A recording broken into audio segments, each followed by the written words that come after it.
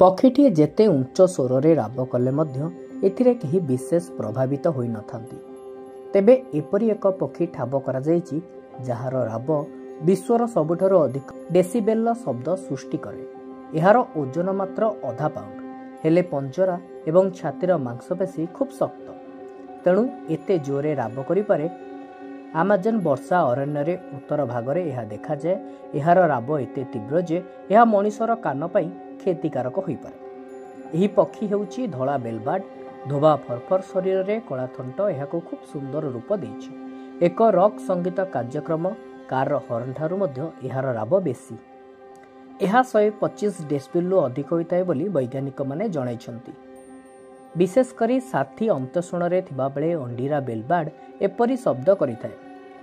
अंडीरा पक्षीटी माई पक्षी की आकृष्ट करबा लागि एपरी शब्द करुथबा बेले पाखेर थिबा माई पक्षी एते जोर रे शब्द किपरि सहय करि पारे ताहा जानिबा खूब उत्साहपद बोली जीव विज्ञानक मत। 85 डेसिबेल अधिक तीव्रतार शब्द मनिष कान पई क्षतिकारक। विश्व में केवल 82 फुटर जेट्र उड़ाण 150 डेसिबेल, एयरक्राफ्ट क्यारियर डेक्रु विमान उड़ाण 140 डेसिबेल शब्द तीव्र